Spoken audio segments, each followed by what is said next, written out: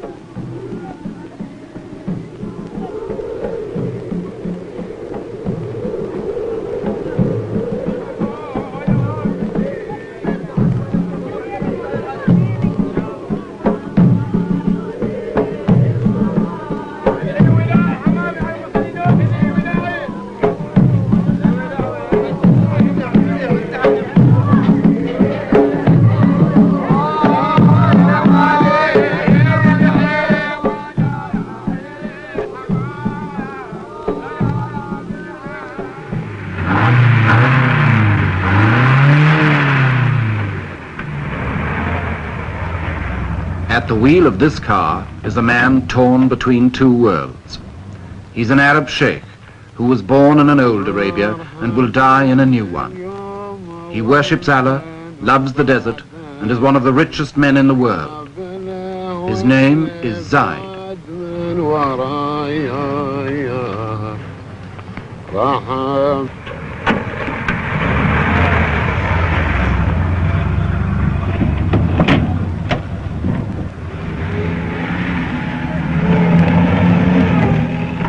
Zaid rules a little kingdom in Arabia called Abu Dhabi. 20,000 people in a stretch of sand and salt flats about half the size of Denmark. To the tribesmen who follow him everywhere, he's the undisputed boss. His forefathers ruled the desert from the back of a camel. He rides it in a limousine. But he remains, as they were, the center of tribal life. He's the man you serve, the man you hunt with, and the man you fight for. Above all, he's the man who leads. Wherever Zaid goes, his men go too.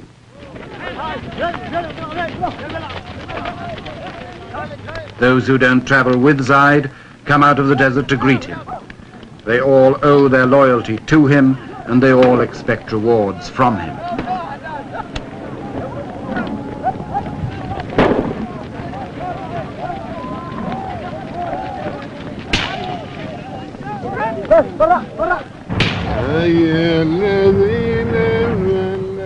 Zaid's tastes have not been influenced much by his money.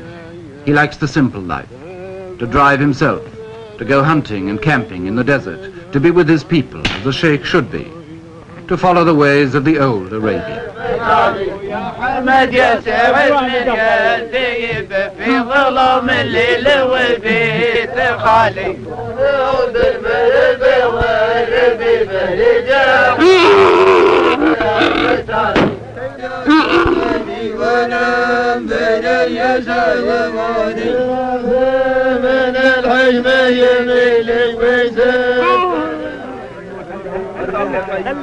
Five or 6 years ago, the people of Abu Dhabi were sunk in the poverty of 1,000 years or more. The 20th century had passed them by. Today, their ruler, Zaid, is one of Arabia's nouveau riche, who's acquired overnight a fortune from oil. His income could give $5,000 a year to every man, woman, and child in the place, enough to make Zaid a multimillionaire. Superficially, the old customs are unchanged. The tent goes up as it always did. The food is prepared as simply as before.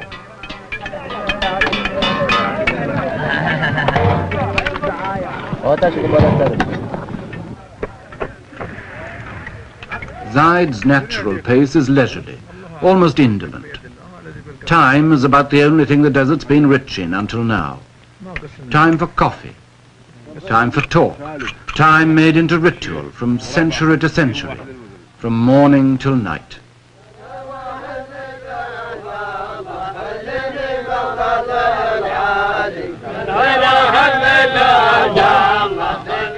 These girls will swing their hair, and these men will chant hour after hour. In the desert, there's no rush. At least, that's how it used to be. But Zaid, with his money, has begun to learn better.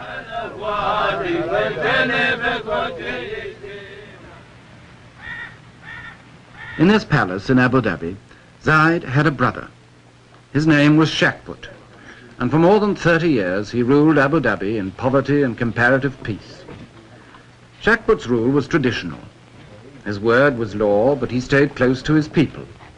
Anyone was free to talk to him any day in the Majlis, the tribal council, and as long as they had no money, they were all relatively contented.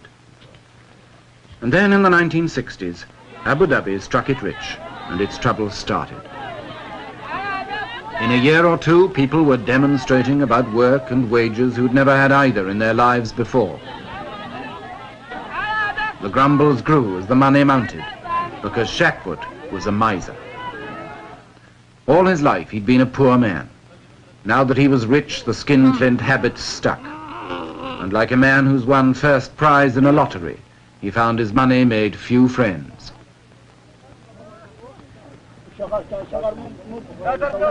People began to say his brother Zaid would be a better ruler. He had a mind more open to the world. He was generous. He was a man's man. But Zaid had sworn to his mother years ago that he would never harm Shakput, and for 5 more years he stayed loyal, and the people waited.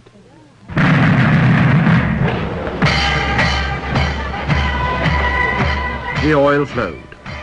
The money poured in, but Shakput wouldn't spend it. He was paralyzed by habit, suspicion, and downright fear. He knew the harsh old world of Arabia. He couldn't meet the challenge of the rich new one.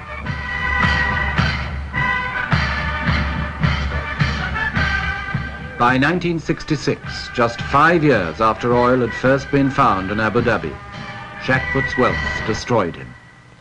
Zaid sent him into exile and took command himself, ready to say farewell to the old Arabia. But how was he going to do it?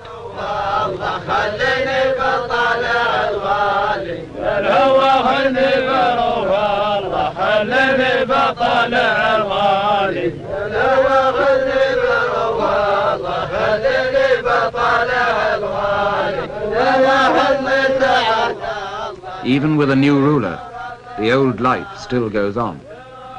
A timeless, patient life, dominated by the desert and the unforgiving sun.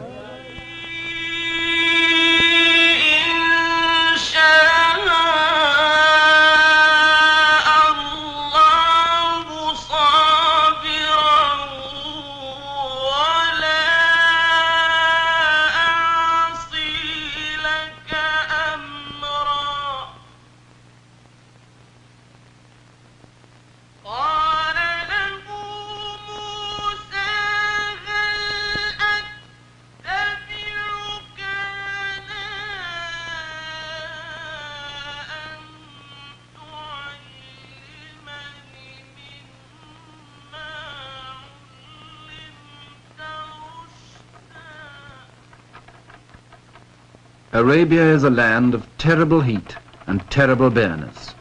A tract of desert as big as Western Europe, practically untouched by the world until a few years ago.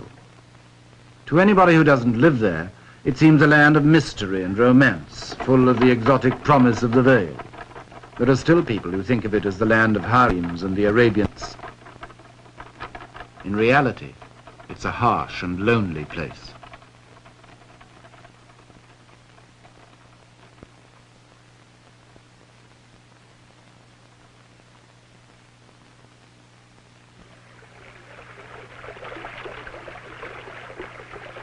Only water makes Arabia bearable. Where there's water, there's life. Water is so important that the Arabian oasis became the direct inspiration of the Muslim idea of heaven. And no wonder. When you come to the cool shade of the date gardens after the heat and emptiness of the desert, the oasis seems literally heavenly, a place of pure pleasure.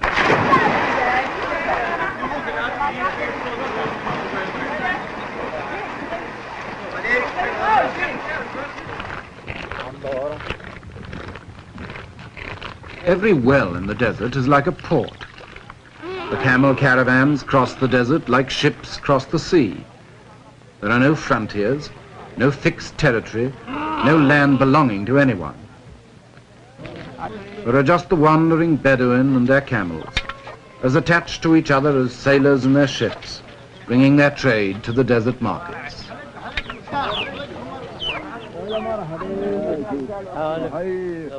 It's a hard life in Arabia, and it breeds hard men, but it's as perfectly adjusted now to the hard land it's lived in as it was in the days of Abraham, the father of all the tribes. There's still a sort of biblical rhythm about it. If you want to know what the loaves looked like in the Bible parable, here they are, baking in Arabia today just as they did 2,000 years ago on the shores of Galilee. And I don't suppose the fish have changed much either.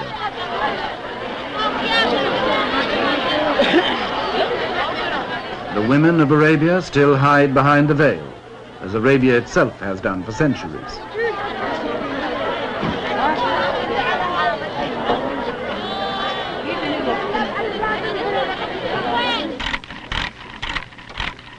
Around the coasts, the Arab boats are made today by hand and eye and ancient equipment, much as they were when the spice trade and the slave trade kept them busy from China to the shores of Africa.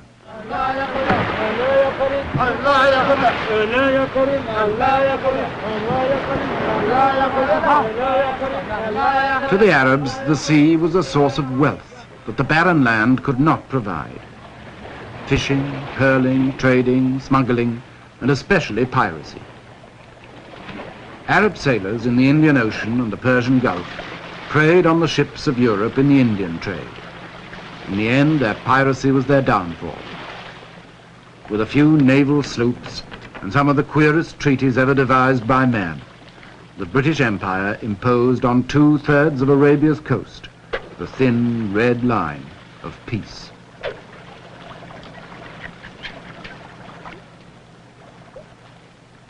But neither the empire nor peace got much further than that. The sea was all anybody cared about. As long as that was safe, the land could rot, and so it did, in neglect and perpetual tribal warfare.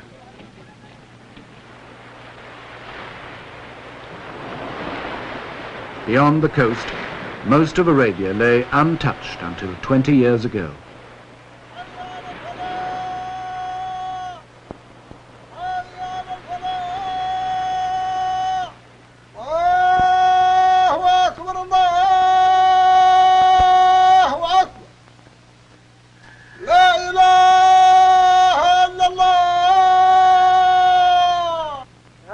God is great. There is no God but God, and Muhammad is his prophet. The religion of Arabia, by tradition, is as forbidding as the land.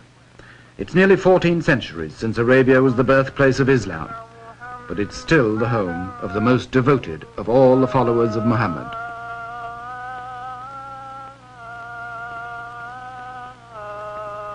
Islam means submission to the will of God.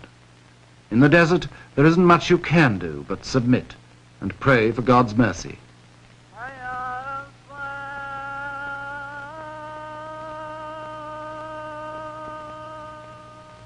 Submission makes everyone equal. A ruler like Zaid is no different from other men in the sight of God. He submits like them, and wherever he is, he prays like them, and with them too. Allahu Akbar. Assalamu alaikum wa rahmatullah. Assalamu alaikum wa rahmatullah. The Prophet decreed that the faithful must pray 5 times a day, from dawn to dusk.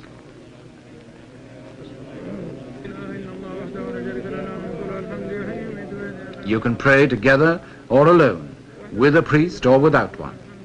But your submission to God is complete. You're his slave. And you can count on your fingers like a rosary in 99 different ways. May God be praised. May God be praised. May God be praised.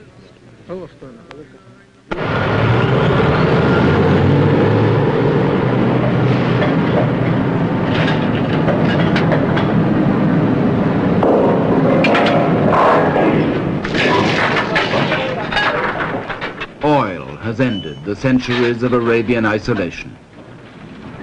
Oil means money. It's worth nearly $6,000 million a year around the Persian Gulf alone. And although most of the Arabian oil fields have been in production less than 20 years, their wealth is cracking the old life of Arabia wide open.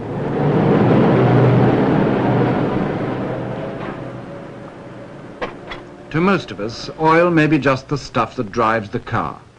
To Arabia, it's a revolution. There isn't a thing it leaves untouched.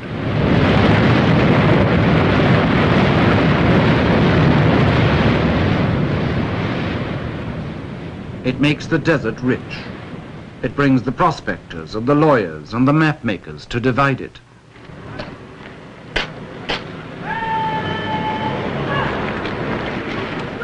For the first time in history, oil brings soldiers to enforce peace inside Arabia. Frontiers need soldiers to patrol them. Prospectors need soldiers to protect them. So the tribesmen who once fought each other and raided the ships and commerce of the world are paid and trained as soldiers to maintain the new law. The poachers of 1,000 years have been turned in a generation into gamekeepers.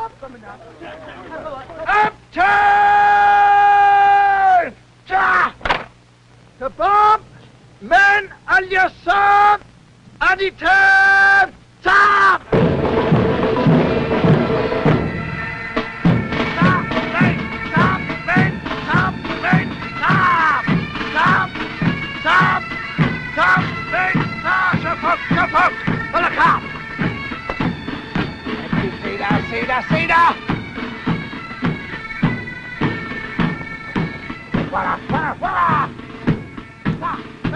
Stop! Wait! Stop! Wait! Stop! Stop! Wait! Stop! Wait! Stop!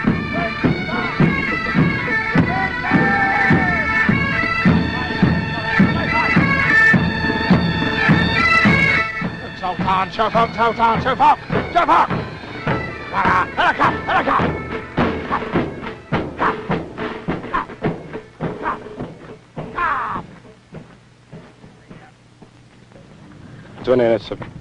245, sir. 245. Money begins to make its mark everywhere.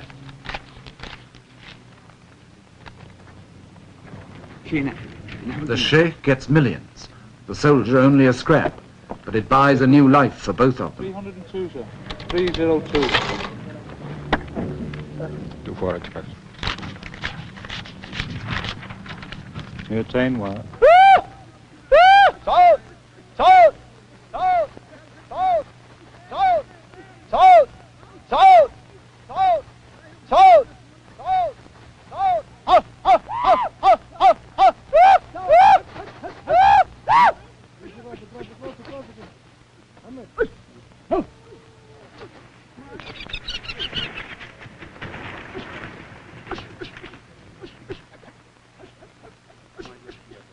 On his hunting trip, Zaid chases the desert game with a string of falcons as long as his purse.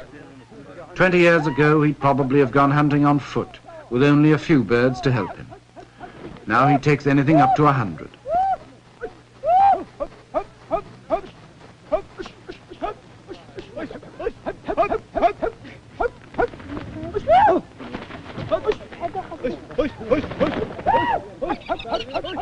Each of Zaid's followers has a falcon to look after. They train them, stroke them, talk to them, practically sleep with them.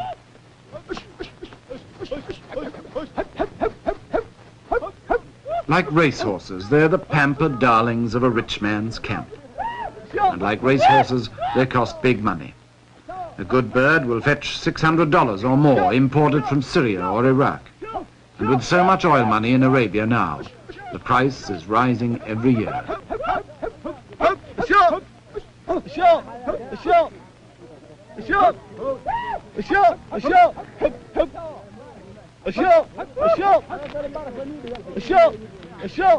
Nothing escapes the touch of money.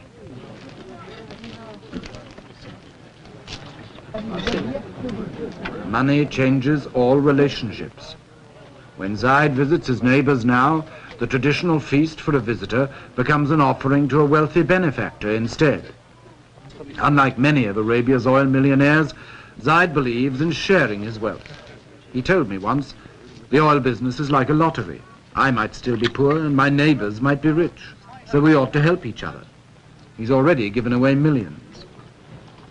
Zaid's host at this feast was one of his poorest neighbors. But now that Zaid has touched his palm with silver, he won't be quite so poor.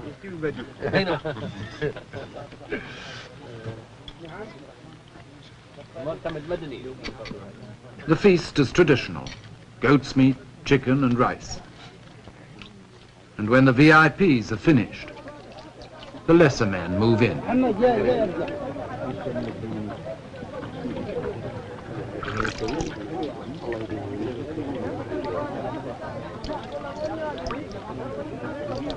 It's always the custom in Arabia for the poor to eat at the rich man's table, or rather, off the rich man's floor.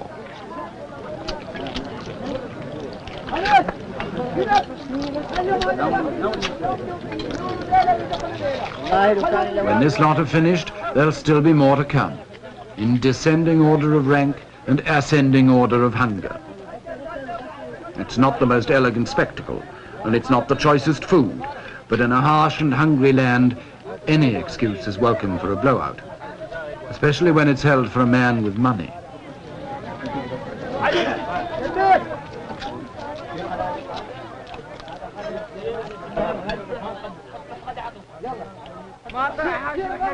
لي صفا ونزاح همي ولا باس ان قلت جرب لي القلم باهتمامه ما دام فكري سالي كل هجاس اكتب معانا ان قلتها بالتمامه معنا على ما دار القلب واحتاس. The old Arabia pulls at the heart, the world where Zaid was raised and where he always likes to be, around the campfire in the cool desert night, among his men, listening to those endless Arab fairy tales that the audience knows as well as the storyteller, of love and beauty and the 1001 nights.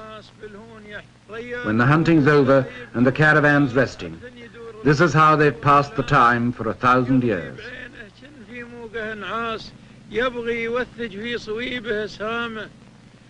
This is the old and sometimes beautiful Arabia, where time is endless and patience more so.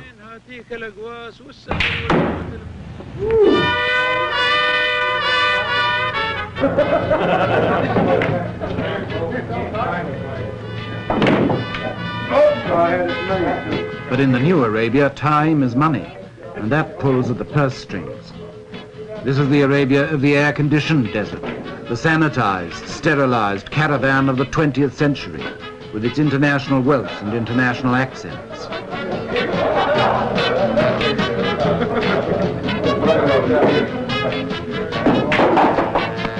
You can't play pool, let's play darts. I can play darts. For these people, the old Arabia hardly exists. The mystery and the romance, or the harshness and the poverty, it's all one in the oil company's pay packet. See you guys later. To them, Arabia is just another job.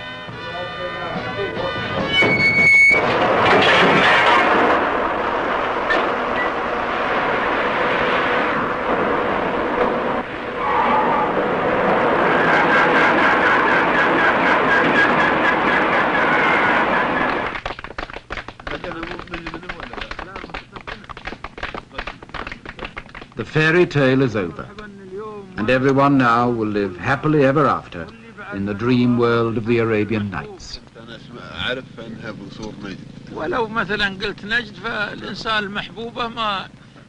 But in the real world of Arabia tomorrow, it's not so easy.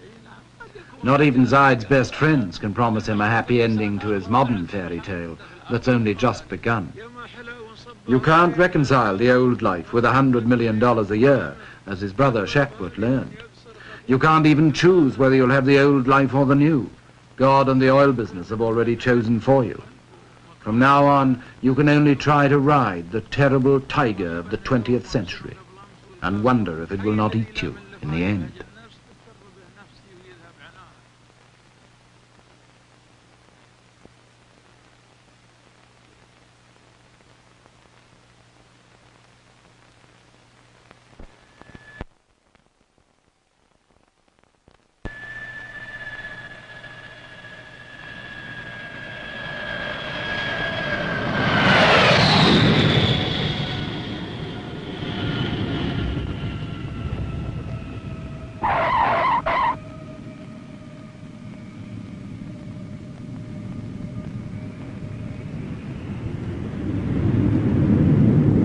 by the international jets and the local runabouts.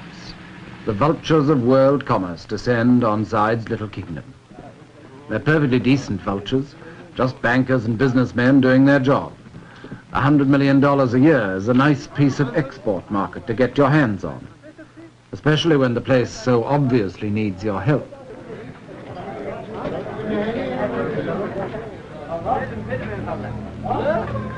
Ten years ago, when I first came to Abu Dhabi, there was only one plane a week. Now there's more than one a day, and the old place can't quite cope. We've been here before. I don't know, there's been quite some improvement here in 4 years since I've been here. I fully expect to see some floor shows when I get on into town. With some striptease also? Well, no, that's a little too much.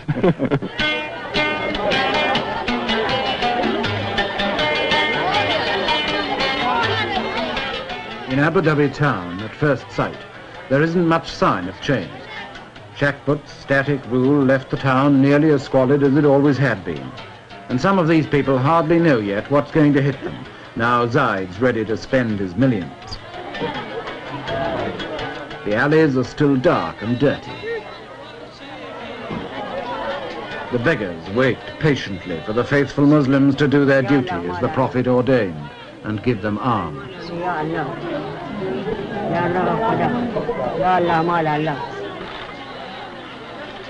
This is what Arabs call the souk, the bazaar or marketplace. And in Abu Dhabi, it's Bond Street and Fifth Avenue and the neighborhood supermarket all rolled into one.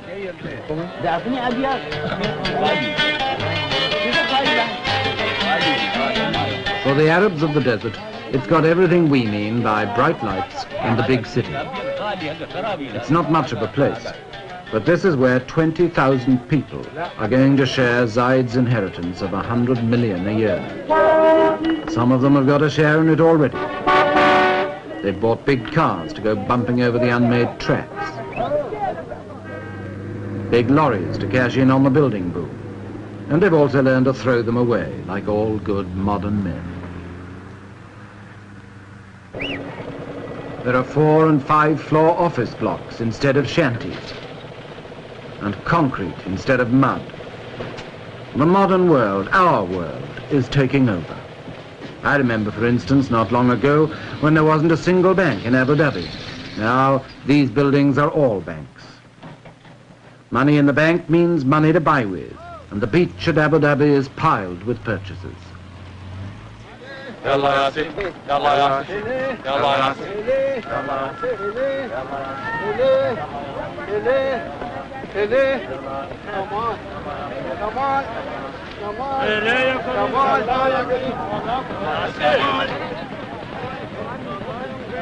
Abu Dhabi was built on a sandbank, so it's never had a proper harbour. But that didn't matter much when there was nothing but a few dates to ship out and a few tins to ship in. Now the whole modern world is dumped into the sand. Air conditioners and deep freezers, timber and steel, cement and typewriters, fans and filing cabinets. You name it and you'll find it here, sweeping in like a tidal wave on the old Arabian shore.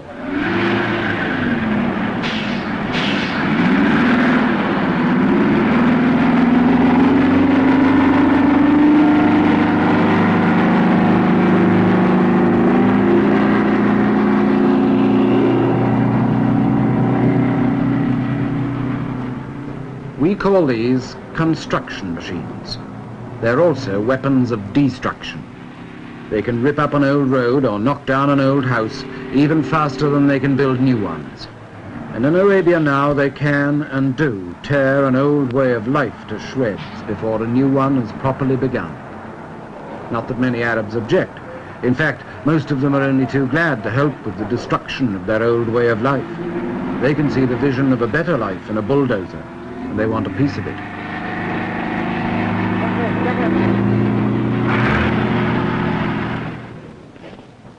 Someone, though, must try to strike a balance between building the new and wrecking the old.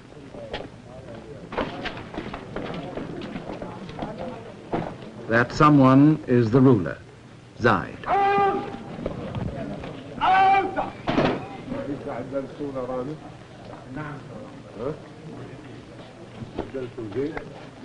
Zaid knows from experience that if he's too slow to destroy the old world, he may be removed like his brother Shakbut. But if he tries to build the new world too quickly, he may destroy himself just as surely. Life for Zaid has become a perpetual balancing act between the personal leadership of the past and the faceless, impersonal administration of the future.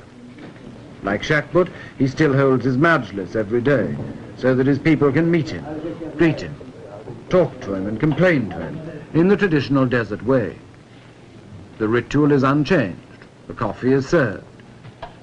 Time, motion and people seem as leisurely as ever. But behind the appearance of tradition, the revolution is creeping in. The majlis doesn't last all morning anymore. Zaid can only give his people an hour of his time. And even that's interrupted by the demands of the modern world.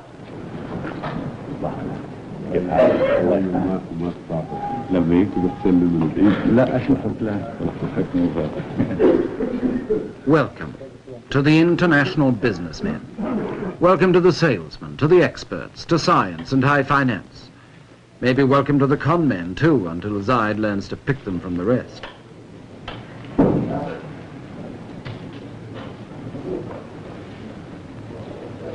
Of course they all sit down together. And of course they're all equal, East and West, the world and Arabia.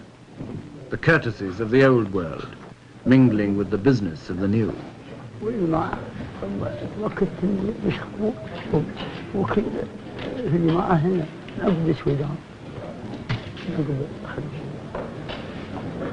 But it's the newcomers in business suits who get the places of honor at Zaid's side. And not just because Arab hospitality demands they should be favored. They're there because they represent power.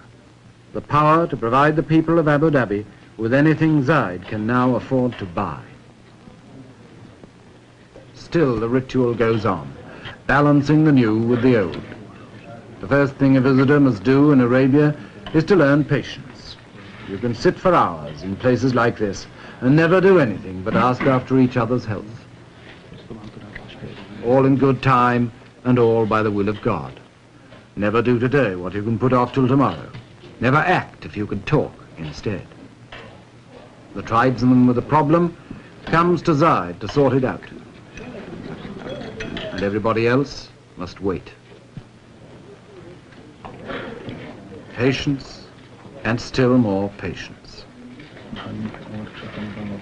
But now there's $100 million of good hard cash burning a hole in patience every year.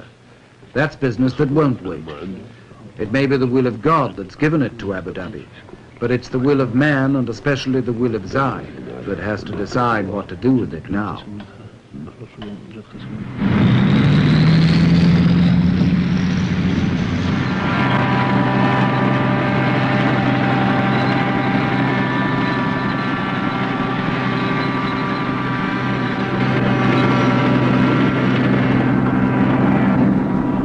For 5 years after the oil began to flow, Abu Dhabi got nothing but piecemeal changes. Now Zaid has come to power with a plan to make Abu Dhabi the model state of Arabia, with all the paraphernalia of development. In the first few months of his rule, he awarded $70 million worth of contracts, and he's out every day to spur on the men who are making him a brand new kingdom. And this will be going out the approximately a mile, and the second stage, which will be done next spring or next summer, whenever Your Highness decides, would continue on out into the very deep water for the large freighters, the large ships. طال عمرك يقول هو هذا الدفن اللي انتم تكلمتوا عليه، يعني اللي طلبتوا منه الدفن هو اللي يطلع ميل واحد.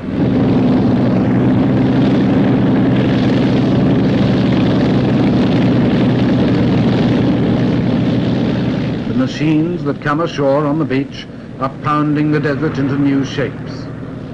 The men who descend from the aeroplanes are drafting a new world. You are working night shift also? Yes, day and night.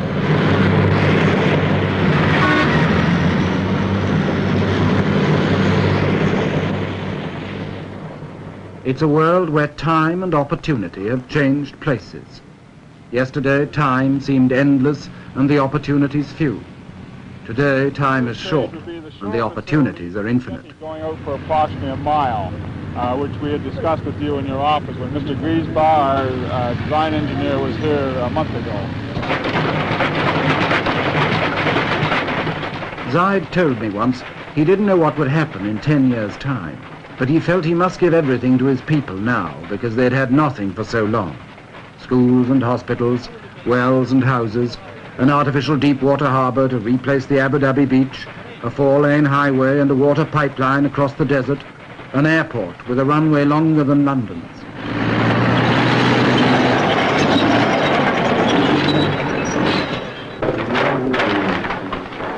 This is just the location of it. Now, you are approximately in this area here, Your Excellency, Your Highness, and as we were going down, the road... Of course it'll change everything. Zaid's told me that too. The first thing to go, he said, would be the Arab's love for his camel. But what's a camel to a VC-10? Oh, he would take very easily 4 or 5 of the big VC-10s. يعني المنطقة هذه الآن تسع حوالي 5 طائرات من الطائرات الكبيرة. And of course, the smaller the DC-3s, it would take quite a few. See, one of the difficulty things that we don't know how many aircraft will be coming in here, Your Highness, and this is one of the things which you yourself will have to decide how many airlines you'll permit to come into Abu Dhabi. And this will, of course, govern the number of aircraft here at any one time. Decide. Choose. Act. Sometimes, under these new imperatives, Zaid acts pretty hastily and harshly.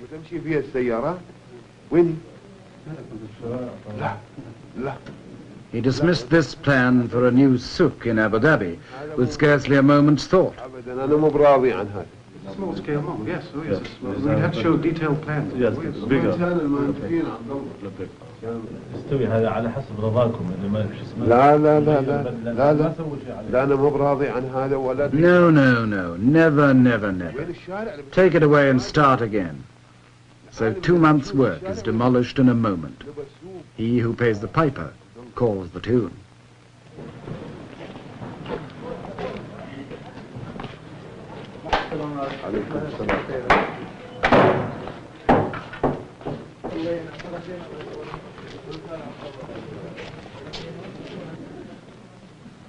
In the courtyard of Zaid's palace, the centuries slide back again. A moment ago, Zaid was the modern oil tycoon, aloof and decisive. Now he's back in the role of sheikh, the universal uncle to his people, the feudal lord with his followers, in procession to the daily feast.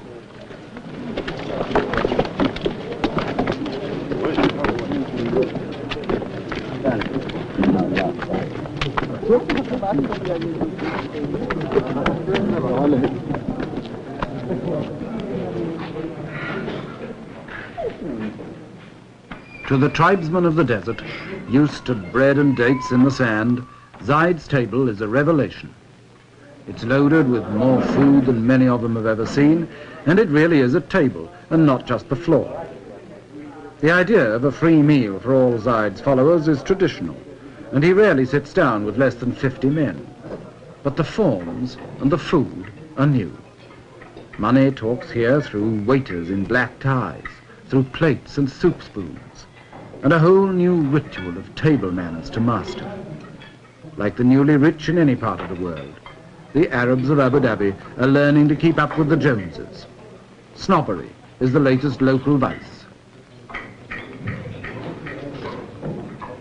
يمكن هناك شيء سر.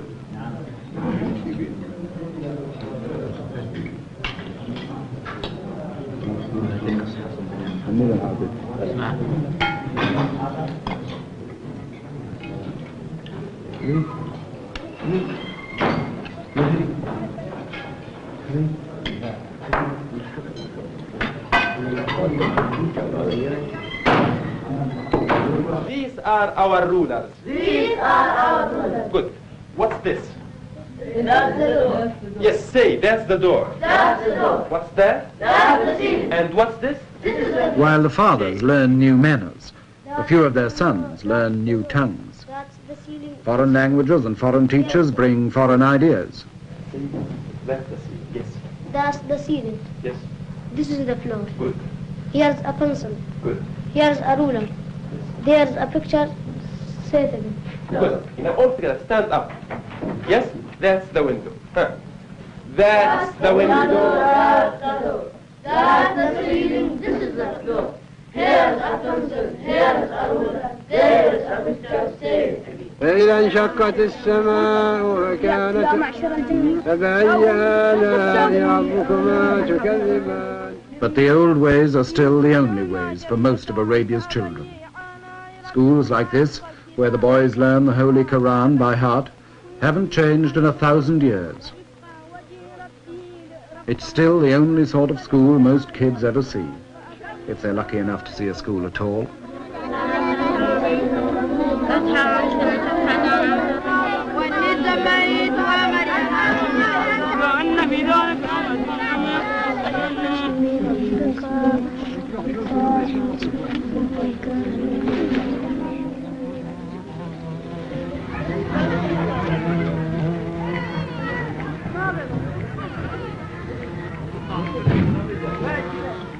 The romance of the old Arabia was always a bit of an illusion. In reality, the place was, and still is, full of desperate poverty and sickness. There wasn't a single hospital in Abu Dhabi until a few years ago, and doctors were hardly ever seen. Now there's this American mission hospital, overburdened, overcrowded, forced to compromise, like everything in Arabia, between modern standards and old habits. It's something that we have not wanted to exist, these patients being in all together, but we've been working on it, and we haven't come up with a good answer, simply because we don't have enough staff to watch all the doors. We lock the front door and they come in the back door or the side door. So we have gotten sort of used to it over the years, so that now we don't mind it much. When they're all in there together, it's their hard luck if they can't have the privacy of a personal examination with the doctor. The little children often have diarrheas or fever, colds and sores and abscesses and such to take care of. And then the local Arabs seem to have their share of accidents, falling out of a palm tree or off of a camel. And they seem to be sort of dangerous. They may fracture a limb or break a hip. And most all of the people are suffering from eye ailments of one sort or another, from the youngest child to the oldest man, with the ailment of trachoma, which is about 99% prevalent here. Many of them are suffering from tuberculosis. More and more we are detecting this disease as we go on with X-ray.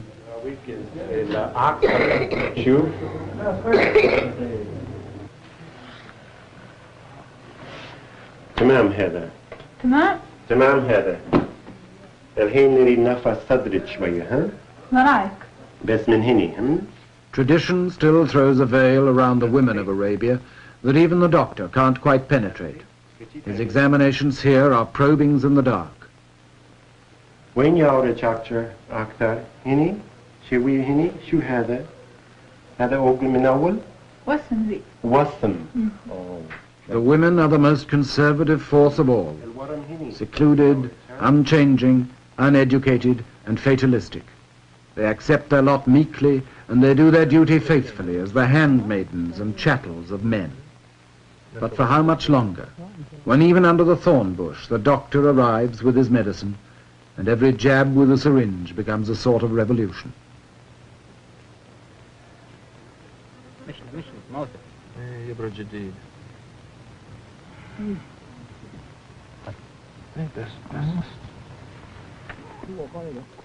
Some of it may be still a bit like faith healing.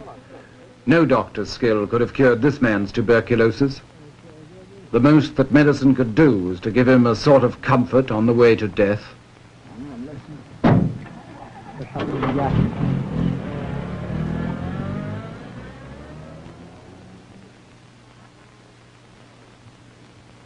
But if the 20th century medicine doesn't always work, it does challenge that submission to the will of God that accepts death whenever it likes to strike. So Islam itself comes under attack. God's will always seems more flexible when you can meet it with a millionaire's money. I have the honour to present the estimates for Abu Dhabi for the year 1967. The total revenue, as estimated, is 41,202,080 dinars. For the ruler, the days are over when he had so little money that nobody cared how he spent it. Now Zaid must have a budget and a British accountant to keep the books. Development expenditure is estimated at 23,275,671 dinars.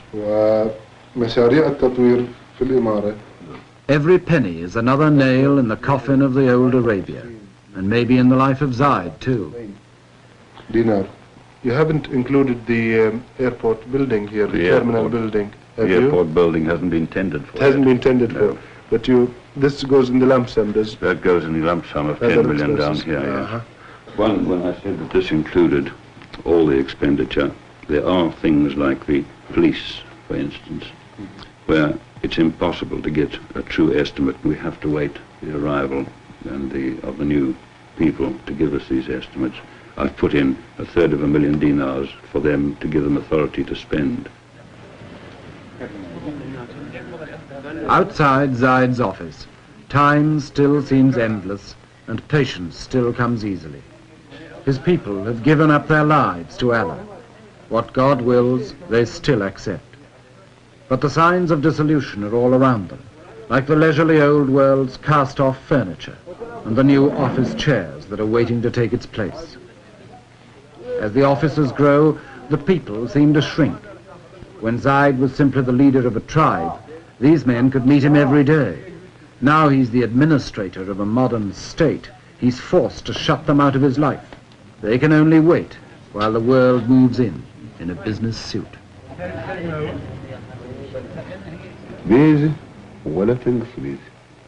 Even Zaid is a little less sure of himself. He can ask the new questions and make new demands, but who can give him the answers? You see, His Highness, for this year, of course, we're giving him something very approximate. Yeah. But for next year's, he'd like it as precise as possible. Well, I'm hoping that the exercise in the coming year will give us the material for next year, but at the moment there's nothing to go on.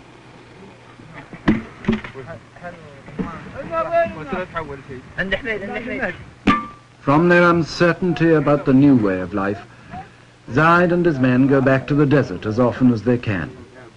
The desert is still home, the place they knew before they were rich, and the only place they will really know until the day they die. In the desert for a day or a week or a month, they can go back to their old and simpler ways, to a genuine sense of comradeship that the modern world leaves no time for. There are no budgets and civil servants here, no plans, no figures, no complications, no closed office doors.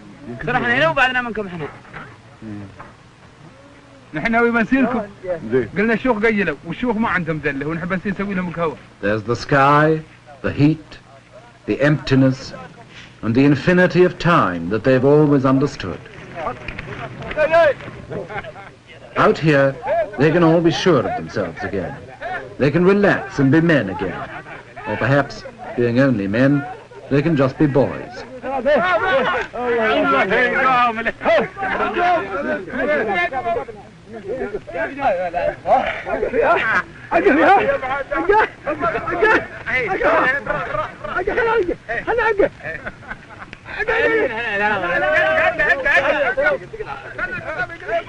Even Zaid, the ruler, can let his hair down here and be one of the boys fighting a mock battle with his secretary.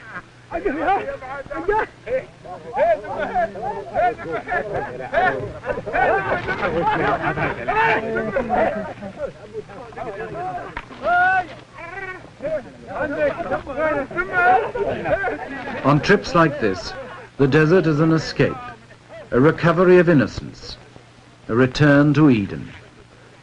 But like all escapes, it's also an illusion.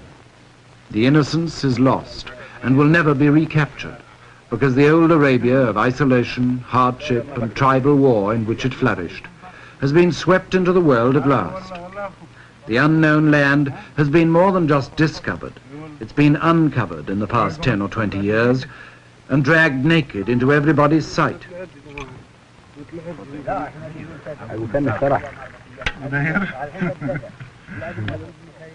Of course, this doesn't mean that the old Arabia has disappeared in the space of the last few years. It's still a hard land that breeds a hard people.